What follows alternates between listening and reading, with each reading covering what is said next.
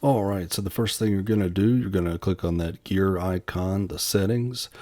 Then you're going to click on desktop and dock. Then scroll to the bottom and then click on hot corners. And once that pops up, it gives you several options. And so you can do, you have it in the top left, open mission control, or lock the screen, put the display to sleep, and that's what I chose. So basically, if you hover your mouse to the top left of your screen, see where I have it highlighted there, then it'll either put it to sleep or whatever you chose it to do.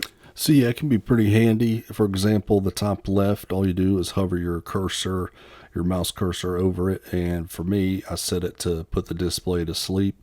For the bottom left, I had it to do start screensaver. And the bottom right, I think it automatically does quick note, so that should already be there.